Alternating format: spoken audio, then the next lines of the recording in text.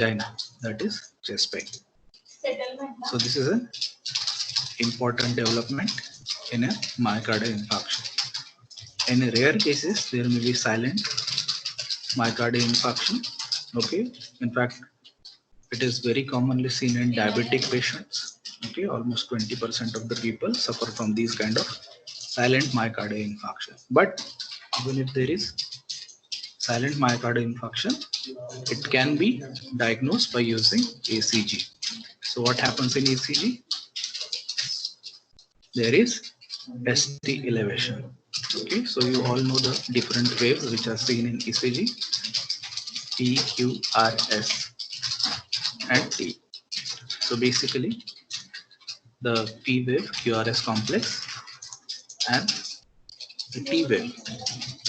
So at the ST segment, when you compare it with the baseline, you can see clearly in ST elevation MI, there is rise from the baseline. Okay, so this rise from the baseline is a clear indication of myocardial infarction. So this is one common investigation which can be performed to diagnose the patient. But sometimes these STEMI cases, if you look at the standard 12 lead ECG, will not be seen in all leads. Okay, so you have to be very particular where the ST elevation segment is seen. Okay, so if we look at this figure, we'll see that the ST elevation in the second and third is inferior wall MI, very common. The first and AVL and V5, V6 is lateral. In fact, one of the most common is the lateral. Inferior MI may not be that common, although it is still common, but inferior MI is much more deadlier as compared to lateral wall MI. Now the location is going to determine the severity, but not only that, how much of the myocardial wall is damaged can also determine the severity. So in that case, also we need to remember the septal wall. Okay, so between the different chambers. So V1, V2 is for septal MI, and V3, V4 is for anterior wall. So in these cases, it can also be understood that most of the time it is depending on which branch of the coronary artery is damaged. So if it's a lateral wall MI, that is basically LCX. Okay, so if there is damage to the LAD, that is anterior wall. Okay, and RCA is inferior wall. Okay, so left coronary, right coronary, left circumflex, and left anterior descending. So all these are different branches of coronary artery which can have atherosclerotic plaque, which can cause myocardial infarction. Then next is the specific test called as angiography. In fact, angiography many times is also accompanied with procedure called as angioplasty. So it can be both therapeutic as well as diagnostic. In fact, many people consider this thing as a gold standard because as we seen that ST segment is seen in most of the cases, but even there are some cases where there is no changes on the ECG. There is no ST elevation. Those are called as non-STEMI cases. Okay, non-ST elevation MI. For those cases, the angiography will pick up the atherosclerotic plaque and will determine whether the person is suffering from any kind of ischemic heart disease. Okay. In fact, many times angiography is not only done when there is pain, but even if patient is asymptomatic and the physician suspect that patient is a high risk group and he has to be checked many times as a prophylactic measure also we can undergo angiography. So this is very good test because there is a direct visualization of the atherosclerotic plaque which can be seen in the coronary arteries. So this is a very important test. In fact, if you add along with the catheter, you can see that it is added from the femoral artery and goes to the coronary artery. The alternative site is for radial artery also. So either from your leg or from your hand, you can insert the catheter which is attached with a balloon if you need to do angioplasty as well. If you don't need to do angioplasty, you can just insert the dye through the catheter. So this is an important investigative measure. So this image shows the sites of blockage. If you look at the diagram, you can see the white and black arrow which shows the sites of obstruction.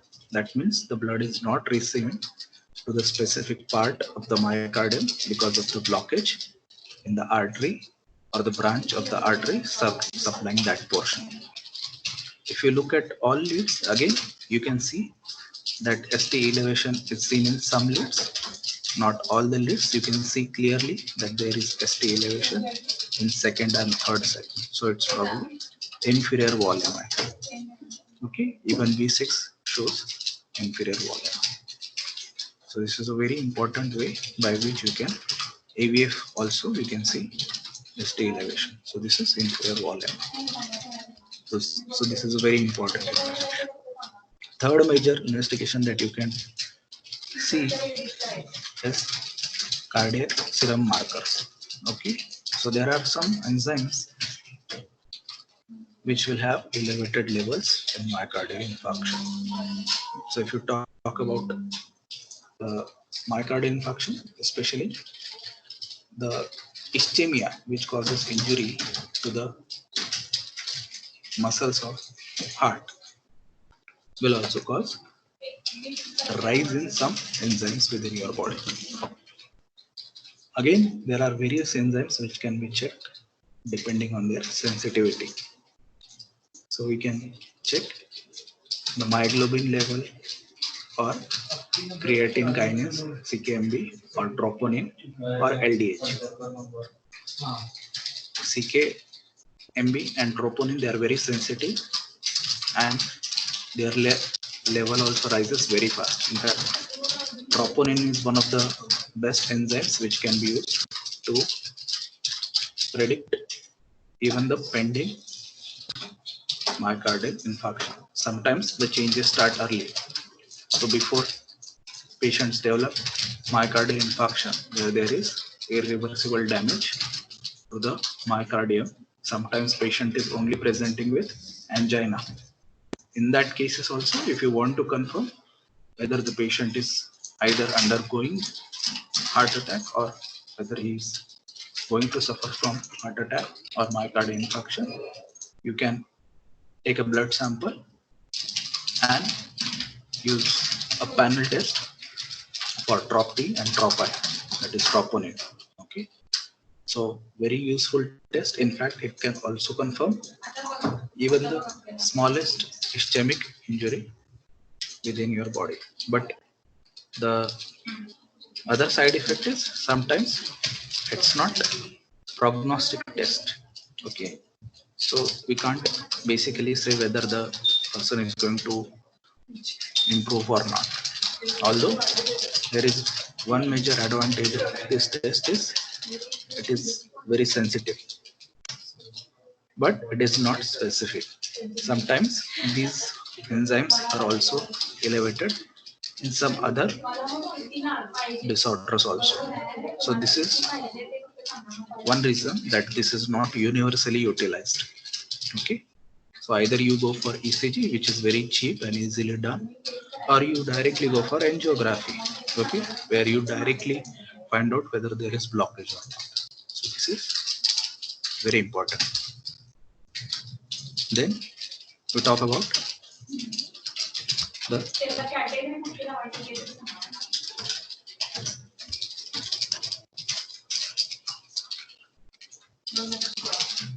Next case. Okay. So the next case, a 50-year-old male patient present with pedal edema. Very important. Pedal edema. That means edema in the legs. Puffiness in the face. Severe breathlessness. Past history of ischemic heart disease and hypertension. Basically, the person is suffering from congestive cardiac failure. Okay. So he is also presented with tachycardia, raised JVP, and hypertension. So the diagnosis is already given, or sometimes they will not give you the diagnosis but ask you the diagnosis. Clearly, pedal edema and ischemic heart disease history is indicative of CCF, or congestive cardiac failure. So, what is the physiological basis of pedal edema? Okay, so you can see that here in this diagram they have shown various presentation of a CCF patient. The person is coughing. Why? Because there is accumulation of the fluid within the lungs. So there is pulmonary edema. Okay. Then tiredness and shortness of breath, again because of pulmonary edema within the lungs. May be presented with pleural effusion also. Swelling of the abdomen because of ascites. Fluid is gathered within abdomen. Or you can see the pedal edema, that is legs. So this is important. You can see all over the body there is accumulation of the water within intravascular spaces. So this is an important hallmark of the CCF. Why this is so? Because of the nature of the cardiac failure. Cardiac failure is congestive in nature. What do you mean by congestion? Just like in a traffic, the blood is not flowing properly. So if the blood is not flowing properly because of any pathology, in this case they have mentioned clearly the pathology is ischemic heart disease. So the person may have suffered from heart attack previously, but now because his heart has weakened, the body is not able to pump the blood properly. So this is one of the major causes of CCF. But there may be other causes besides this cause. There could be rheumatic heart disease, congenital heart disease, or even cases related with the trauma. So all this can lead to weakening of the heart. So if there is weakening of the heart, there will be reduced capacity of the heart to pump the blood. So if the heart is not going to pump blood properly, there will be reduced venous return, and this leads to decrease in cardiac output. Okay. So in that case, what will be going to happen? There will be accumulation of the fluid in interstitial space. So if the heart is not able to pump the blood properly, it is going to get accumulated within blood vessels. And through that blood vessel, the blood will go out of the blood vessel within the interstitial spaces. So if there is accumulation of the fluid within interstitial space, it will probably be presented in your facial region or your lungs. But most of the time, because of the gravity, that fluid will flow to the dependent portion, that is your legs. Okay, gravity will push the fluid to the legs, which causes pedal edema. So this is important mechanism to cause pedal edema. So you can see heart damage is going to cause overload, ventricular overload, which decreases cardiac output, decreases renal perfusion, which causes this effect to increase ADH secretion, increase water reabsorption, and also fluid overload. So another way this can happen is because of the renal mechanism. This is an important distinguishing factor between different types of CCS. That is, the congestion could be because of systolic problems or diastolic problems. So if you see that there is a cardiomyopathy, large musculature of the heart muscles. So in that case, the heart is not able to relax properly or fill the blood properly during diastole or relaxation. So if the heart chambers are not filled completely, there will be not enough pumping of the blood. So that causes diastolic effect. So stiff and thick chambers of the cardiac organs. So basically heart, there will be problem with the diastole. Then what about the systolic CCF? So in the systolic CCF, basically the problem is pumping the blood during systole. So in this case, there is dilation of cardiac chamber or dilatation of the cardiac chamber. So the size of the chambers increases because of the stretch and thin chambers of the heart. Now this stretch and thin chambers of the heart is going to cause weakness of the heart. That means there is not pumping of blood. So this causes systolic